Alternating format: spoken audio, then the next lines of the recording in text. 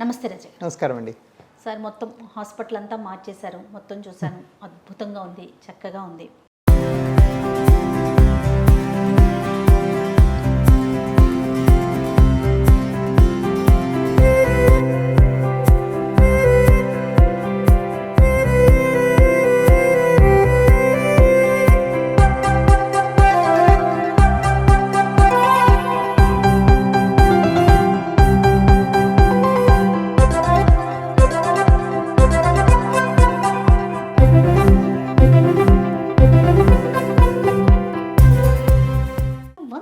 సర్జరీకి వెళ్ళినప్పుడు అక్కడ వాడే ఐటమ్స్ మీద, ఇన్స్ట్రుమెంట్స్ మీద, వాటి మీద కూడా అవగాహన ఉండాలా పేషెంట్కి?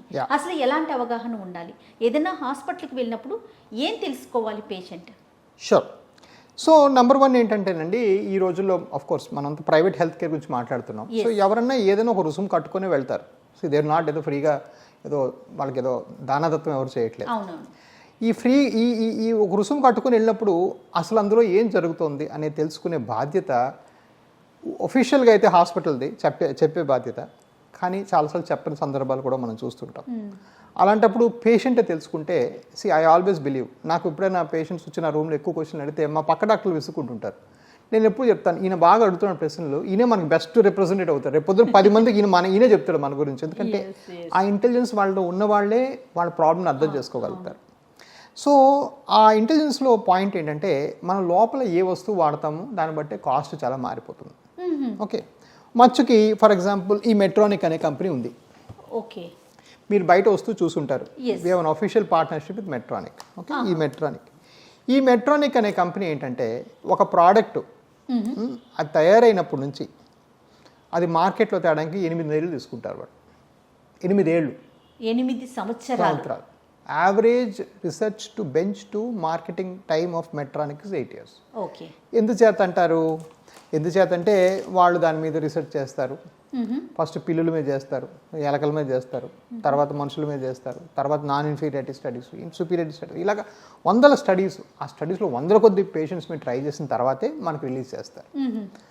ఇది అమెరికాలో, ఈ కంపెనీ స్థాపించింది అమెరికాలో. సో అమెరికాలో మోస్ట్ స్ట్రాంగెస్ట్ రూల్స్ ఉంటాయి. మనం లేకపోతే ఎవరి మీద ప్రయోగాలు చేయకూడదు. రెండో ప్రపంచ యుద్ధం అప్పుడు హిట్లర్ గారు వేరే మనుషుల మీద ప్రయోగాలు చేసి వాళ్ళని చంపేస్తే ఆ న్యూరంబర్గ్ ట్రయల్ అని అయ్యి 1954లో కొన్ని రూల్స్ పెట్టారు. ఒక మనిషి మీద ప్రయోగం చేయకముందు ఇవన్నీ చేయాలయ్యా మీరు అని. ఆ క్లినికల్ ట్రయల్ అనే పారాడైమ్, అంటే ఇవి చేయకూడదు, హిట్లర్ చేసిన తప్పు పెట్టారు. ఆ పారామీటర్స్ నిక్కచ్చిగా ఫాలో అయ్యేది అమెరికాలో, యూరోప్లో, బట్ మోస్ట్లీ అమెరికాలో నిక్కచ్చిగా. అంటే అసలు ఒక రోజు కూడా తేడా జరగదు. దురదృష్టవశాత్తు భారతదేశంలో రీసెర్చ్ అంత ఫార్వర్డ్గా లేదు, మనం ముందుకు లేము. సో వీళ్ళు ఏం చెప్తారంటే, పలానా దేశంలో మేము రీసెర్చ్ చేసాము, మీరు అప్రూవల్ ఇవ్వండి అని మనకు అడుగుతారు. అడిగినప్పుడు కొన్నిసార్లు బ్యాక్ డోర్లో కొన్ని ప్రోడక్ట్స్ ఎంటర్ అయిపోయినాయి. సో ఇండియాలో దొరికే ప్రతి ప్రోడక్టు గవర్నమెంట్ ఎప్పుడైనా అవ్వకపోయినా it may not be the best. Okay, యుఎస్లో ఆప్షన్ లేదు మీకు, it has to be the best. ఆ ట్రయల్స్ లేకపోతే రాలేడు బయటికి. సో వాడు ఆ టెస్టులు చేసి అంత ఖర్చులు పెట్టినప్పుడు వీడు ₹2 ఎక్కువే ఉంటాడు, నేను కాదన్ను. కానీ నేనేం పెట్టుకున్నానంటే ఈ ప్రోడక్ట్సే వాడతాను. ఇది దేనికి వాడతారు సార్? ఇప్పుడు వారికోస్ వెయిన్స్ అనే సబ్జెక్ట్లో దీన్ని ఎక్కడ యూజ్ చేస్తారు? సో ఈ పుల్ల లాంటిది లోపలికి పెట్టేసేసి, ఈ పుల్ల లాంటిది మన చిన్న సూది మార్గంలో లోపలికి పెట్టేసేసి, ఓకే, మీకు ఏం చేస్తామంటే ఆ లోపల బర్న్ చేస్తాం. ఇది లేజర్ లాంటిదే. ఇదే మెయిన్. కాకపోతే దీన్ని రేడియో ఫ్రీక్వెన్సీ అంటాం.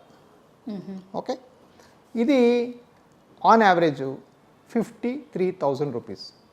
ఇక్కడ మీకు వెనకాల రేట్ కూడా ఉంటుంది, నేను కనిపెట్టింది కాదు, రేట్ కూడా ఎక్కడ ఉంటుంది ఇక్కడ. ఓకే, సో సరే మనం 150 కొంటే వాడు 5,000 3,000 తగ్గిస్తారు. ఇప్పుడు ఇది 50,000 కన్నా తక్కువ ఉండే అవకాశం లేదు. సో ఎవరైనా మీకు వారికోస్ వెయిన్స్ ఆపరేషన్ 30,000 చేస్తామంటే అర్థం ఏంటండి? ఇది వాడట్లేదు, నెంబర్ 1. నెంబర్ 2 ఏంటంటే అది ఇంకోళ్ళు ఎవరితో వాడేస్తున్నాడేమో, అది కూడా మనకు తెలియదు. సో ఇది ప్రాబ్లం అండి. సో నాకు అడుగుతుంటారు, సార్ మరి నేను అఫోర్డ్ చేసుకోలేదు, ఏం చేయమంటారు చెప్పండి. ఇది గవర్నమెంట్ ఆఫ్ ఇండియా అప్రూవ్డ్, ఇది అమెరికా నేను తెప్పించాలి, దీనికి మళ్ళీ మన గవర్నమెంట్ కస్టమ్స్ అన్నీ చేస్తూనే ఉంది ఒక పక్కన, ఇవన్నీ వేయంగా నా చేతికి వస్తుంది. సో ఇది ప్రాబ్లం అండి. సో చాలామంది అడుగుతుంటారు, మీరు ఎలా ప్రైసింగ్ ఎలా జస్టిఫై చేస్తారంటే ఇంతే, ఇది ఇలాంటి తెస్తేనే మీకు బాగవుతుంది. అండ్ దురదృష్టవశాత్తు అదృష్టవశాత్తు మంచి క్వాలిటీ కేర్ జయ గారు మీరన్నా రేపొద్దు నేనన్నా నాకు ఎవరికైనా జబ్బు వచ్చినా కూడా ఒక మంచి మందు కొనుక్కోవాలంటే కొంత పట్టాల్సిందే, తప్పదు. ఆ మందు ఒక రా మెటీరియల్ కాస్ట్ కన్నా తక్కువ కూడా అమ్ముతున్నట్టే చాక్ పౌడర్ అమ్ముతున్నట్టే, దానిలో ఏమీ లేదు, సున్నం అమ్ముతున్నట్టే. ఎలా అమ్ముతారు? నేను ఎప్పుడు ఒక ఉపమానం చెప్తాను. కొబ్బరికాయ 50 రూపాయలు అంటాడు బాండం, హోల్సేల్కి అయితే 40కి అమ్ముతాడు, ఇంకా వెళ్తే 30కి అమ్ముతాడు, ఇంకా తగ్గమంటే చెట్టులు తెచ్చుకోమంటాడు. మన చెట్టుకైతే కింద పడితే నడ్డి ఇరుగుతుంది, ఇప్పుడు 1,00,000 రూపాయలు అవుతుంది మనకి. సో కొబ్బరి బాండం 40 రూపాయలని మనం నడుమిలుపుకోలేం కదా, right?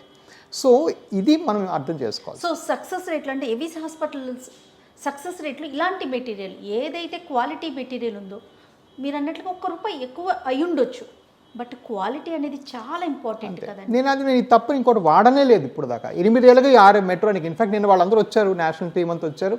We sign the first partnership. Medtronic ఇండియాలో మాతో పార్ట్నర్షిప్ చేశారు. వాళ్ళ ఫ్యూచర్లో ఏ డాక్టర్ ట్రైనింగ్ రావాలన్నా ఏ ఫారెన్ రావాలన్నా మా దగ్గరికి వస్తారు. Signing the collaboration agreement between Medtronic and Avis Hospital. So for that,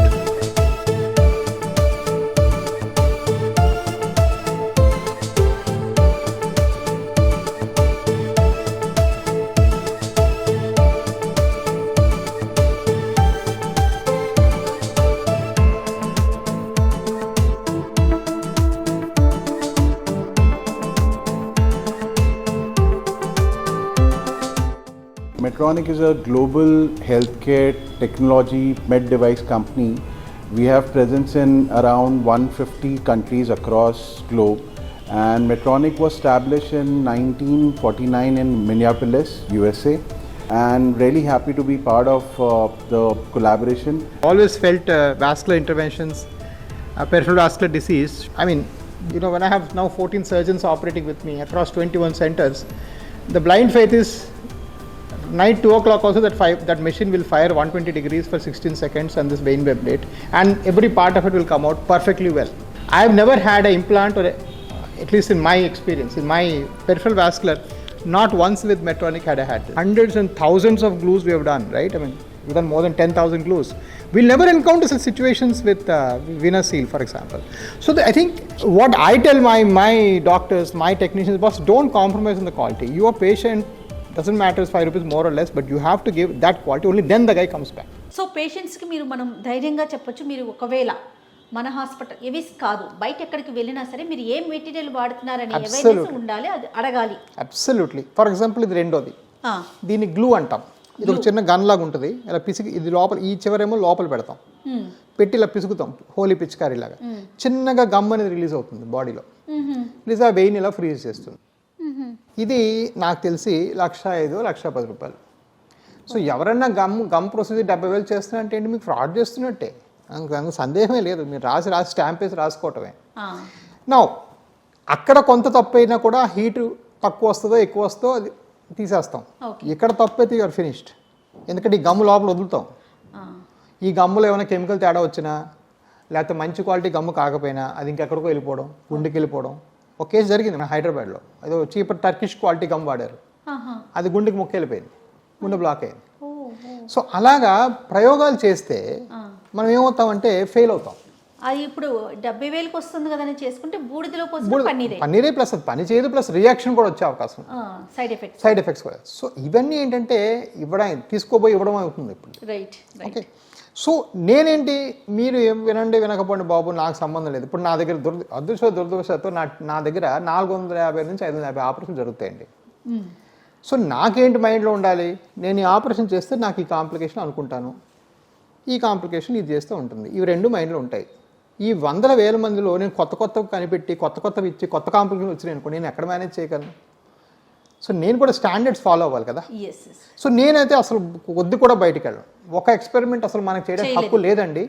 దానికి చాలా స్ట్రాంగ్ రూల్స్ ఉన్నాయి. మీకు ఏదో తెలిసి తెలియని మందు వాడటము, కొత్తగా వచ్చిన ప్రోడక్ట్ పేషెంట్ వాడినప్పుడు ఎన్నోసార్లు చెప్పి మరీ వాడాలి.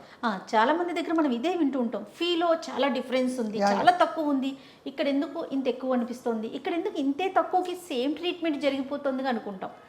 మీరు చెప్పినట్టుగా ఎక్విప్మెంట్ లో ఎంత డిఫరెన్స్ పలానా కారు పలానా స్టీల్ తో వాడితే 5 లక్షలు అవుతుంది, అది 7 లక్షలకు మంచి బ్రాండ్ అమ్ముకుంటాడు, టొయోటా వాడు 10 లక్షలకు అమ్ముకుంటాడు. మీరు 50,000 కూడా ఇస్తుంటే వాడు ఏదో తప్పు పెట్టాడు, దానిలో ఉన్న డిస్కషన్ పాయింటే లేదు. So you have to pay for good quality అండి, దిస్ నో క్వశ్చన్ అబౌట్. నాకు ఈక్వల్లీ నాకేంటంటే సో మీరు యాక్చువల్గా మానవ చరిత్ర చదివితే హిట్లర్ చేసిన పొరపాటు అదే, నచ్చింది ఏదో ఈ కెమికల్ ఇచ్చి చూడండి వీడు బతుకుతాడా పోతాడా అని అని అతని కన్సెంట్ లేకుండా, అతని సంశయం అతనికి పూర్తిగా ఎక్స్ప్లెయిన్ చేయకుండా చేసిన ఎక్స్పెరిమెంట్లు మనం వార్ క్రైమ్ అని చెప్పి హిట్లర్ దుర్మార్గుడు అని చెప్పాము. అవును, కానీ మనం పూర్తిగా అప్రూవల్ లేని మందు ఇచ్చేసేసి దాని మీద ప్రూఫ్ లేకుండా కొత్త కొత్త రకాలవి ఏదో గవర్నమెంట్ ఏదో సరిగా కొంచెం మిస్ అయిపోతే మీరు పేషెంట్ మీద ప్రయోగాలు చేసి అలా జరిగినప్పుడు మరి మీరేమవుతారు? I'm very very much against it. So మీరు న్యూరెంబర్గ్ ట్రయల్ చదివితే కొన్ని వేల కొద్ది ఫ్యామిలీస్ వచ్చి టెస్టిఫై చేశారు ఆ ట్రయల్లో. సార్ మా నాన్నగారి మీద మీరు ఈ ప్రయోగం ఎవరు సార్ మీరు చేయడానికి, అంటే ఆ వార్ అయిపోయి వాళ్ళ క్రిమినల్స్ నిలబెట్టినప్పుడు.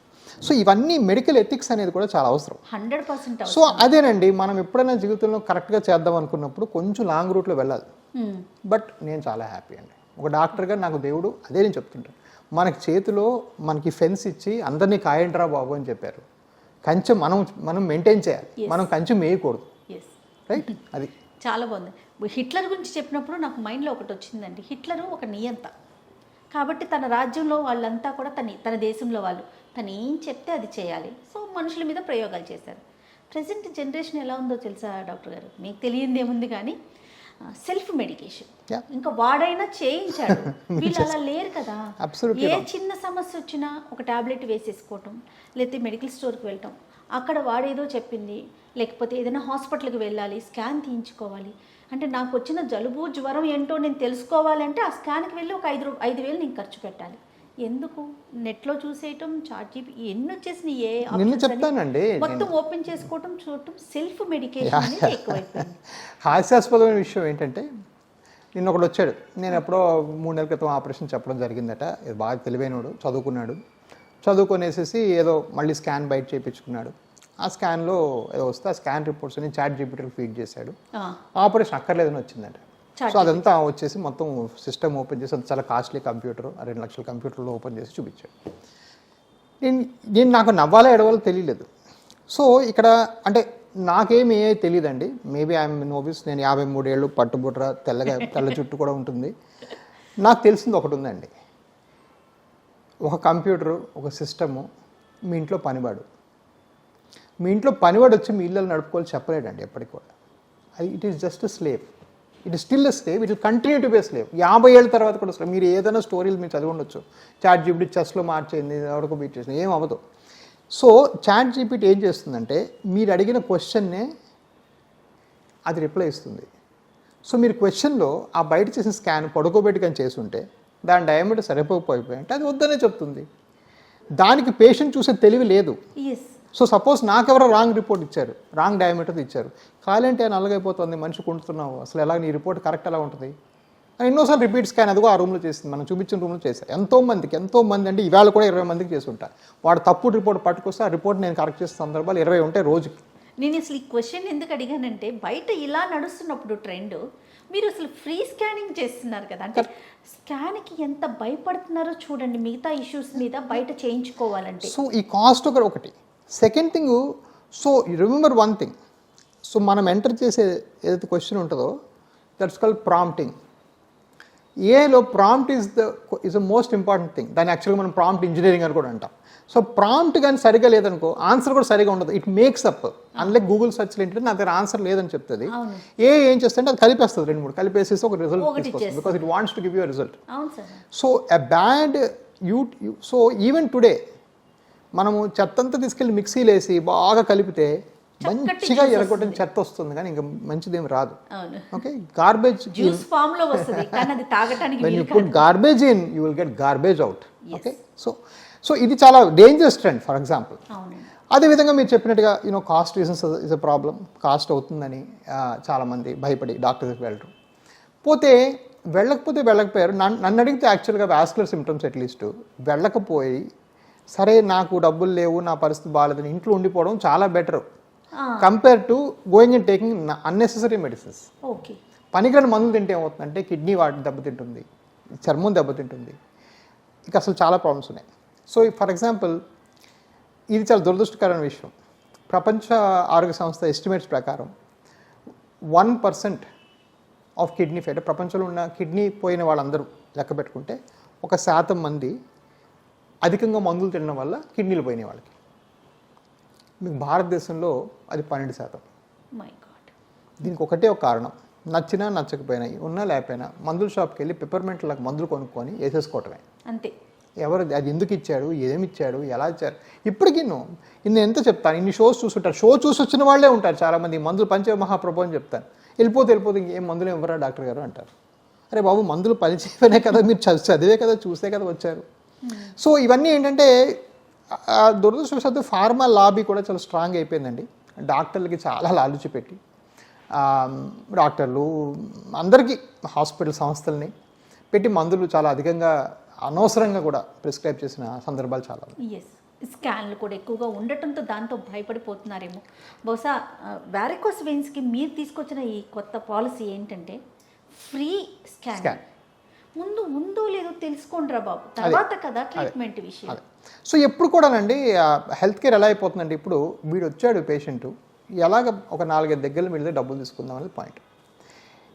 అది కరెక్ట్ కాదండి. హెల్త్ కేర్ ఎప్పుడు కూడా నేను నీకు ఈ ప్రయోజనం ఇచ్చాను, నాకు 10 రూపాయలు ఇరా బాబు అంటాం, అదే ఎప్పుడు కూడా అదే కరెక్ట్. వచ్చినందుకు వాడేసుకోకూడదు, అది జరుగుతుంది దురదృష్టం. నిజంగా సమస్య ఉంటే ట్రీట్ చేయాలి, అంతే కదా. రైట్ అండి. Thank you so much doctor గారు. నమస్తే. థ్యాంక్ యూ సో మచ్ అండి. ఇప్పుడు ఎవిస్ హాస్పిటల్ని సంప్రదించండి. స్కానింగ్ కూడా ఫ్రీగా చేస్తున్నారు. Avis hospitals.